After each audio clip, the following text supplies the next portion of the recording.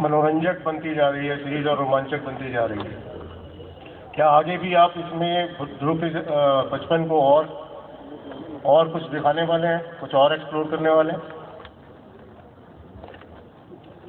हाँ संजय जी, अभी इसका चौथा भाग समाप्ति की ओर अग्रसर है, लगभग समाप्त हो चुका है।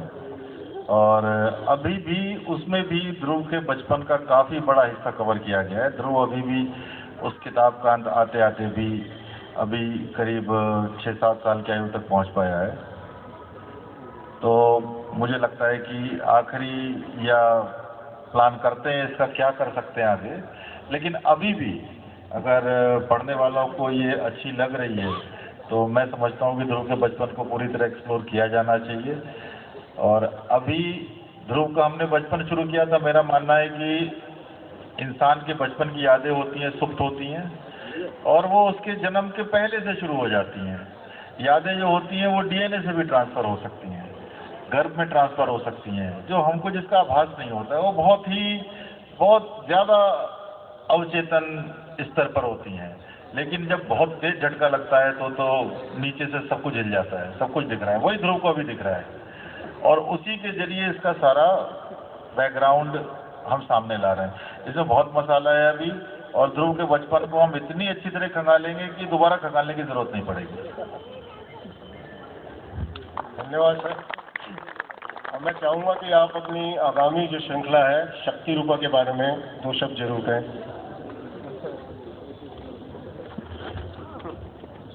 सर, शक्ति रूपा हमारे समाज में आते बदलाव का एक आईना है। हम लोग ने अपने जीवन काल में ही समाज को बहुत तेजी से बदलते देखा है। हमारी माताएं जैसे थी और आज के दौर में स्त्रियां जिस तरीके से आगे आ रही हैं, 2 जनरेशन के अंदर ही बहुत बड़ा बदलाव आ गया है। हमारे समाज ने, जिसको हम भौतिक भाषा में कहते हैं, तरक्की की है, लेकिन इस तरक्की ने एक स्त्रियों और पुरुषों को, उनके बीच में जो भी एक रिश्ते होते हैं, एक संबंध होते हैं, उसकी व्याख्या भी नए तरीके से करनी शुरू कर दी है। व्याख्या में कई जगह प्रतिद्वंदिता दिखती है, कई जगह स्त्री के सम्मान में बढ़ोतरी दिखती है, जिसको कि पुरुष अपने सम्मान में कमी समझता है, और इस तरीके से स्त्री पुरुष के बीच में एक द्वंद्व पैदा हो रहा है। हमारी कॉमिक में शुरू से जितने कैरेक्टर आते रहे हैं, स्त्रियां हो या पुरुष, सबको अपना अपना काम बराबर बांटा जाता रहा है। लेकिन फिर भी हम इस बात को महसूस करते हैं कि ध्रुव की बहन है तो उसको ध्रुव एक प्रोटेक्ट करने की कोशिश करता है। विसर्पी नागराज का इंतजार करती है, नागराज विसर्पी का इंतजार नहीं करता है। सौडांगी नागराज के साथ अपना पूरा जीवन छोड़ के रहती है। इसका दूसरा पहलू क्या हो सकता है? अगर स्त्री सशक्त हो जाए तो पुरुष के साथ क्या उसके संबंध बदल जाएंगे? वो क्या पुरुष से ज्यादा शक्तिशाली हो जाएगी, या दोनों समान स्तर पे रहेंगे, या पुरुष को उसके साथ लग के काम करना पड़ेगा? अगर ऐसा हुआ तो समाज क्या होगा? समाज के बीच में झगड़े होंगे, पुरानी आदतें छोड़ पाएंगे लोग, या बीच में कोई ऐसा रास्ता है, कोई ऐसा पुल है इस नदी के ऊपर जहां बीचों बीच ये दोनों आपस में मिल सकते हैं और जहां पर संतुलन कायम रहेगा? इसी सोच की एक व्याख्या करने की हमारे कॉमिक कैरेक्टर्स जितने भी हैं, हम इस यूनिवर्स में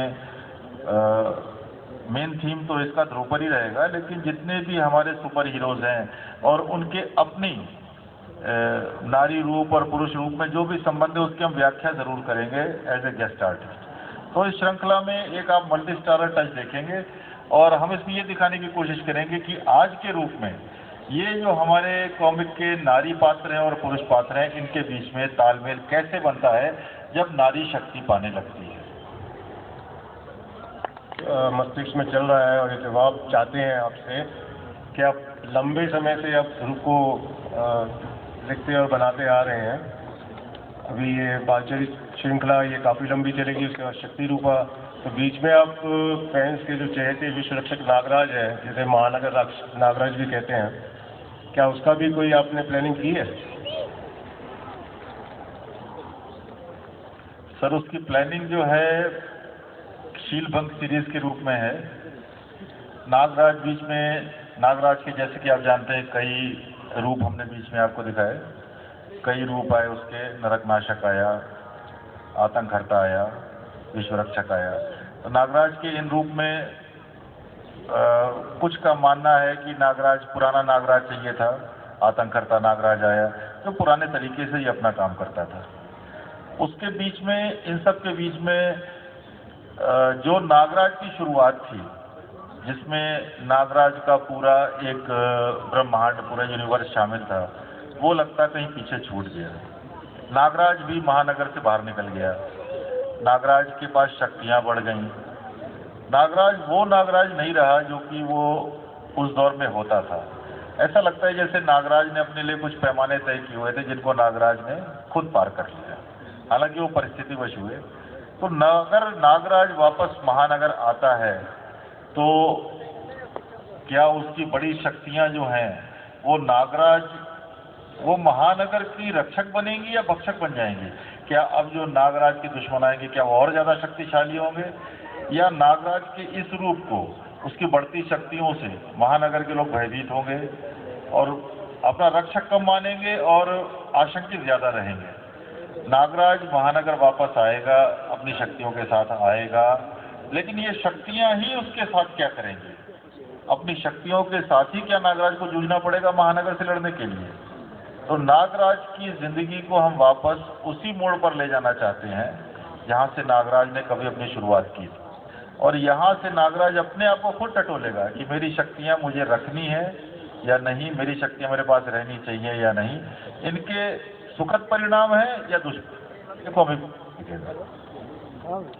है। और उसको लिखने का जिम्मेदारी संभाली है विवेक मोहन जी ने। श्रृंखला का नाम है शुद्धिकरण, और विवेक जी उसके बारे में कुछ आपको बताएंगे। हाँ दोस्तों, हम प्रकृति में जो भी विक्षोभ और अनियमितताएं देख रहे हैं उसका एक ही कारण है, मनुष्य का प्रकृति के संग खिलवाड़। और जब मनुष्य प्रकृति के संग खिलवाड़ करता है तो प्रकृति मुख्य न्यायाधीश बनकर प्रलय का रूप धारण करके विनाश करती है और सब इंसाफ होता है। तो इसी पर आधारित हमने प्रकृति की गोद में से भेड़िया को चुना है, और वो भेड़िया जिसका वंश खुद दोषी है, उसके ऊपर प्रकृति की तरफ से एक मुकदमा चलेगा, और एक प्रकृति की सबसे बड़ी जो अदालत है, न्याय परिषद, वो भेड़िया वंश को दोषी मानती है। और उसके दोष के निवारण के लिए ये पूरी कथा को भेड़िया के वंश के इर्द गिर्द रचा गया है।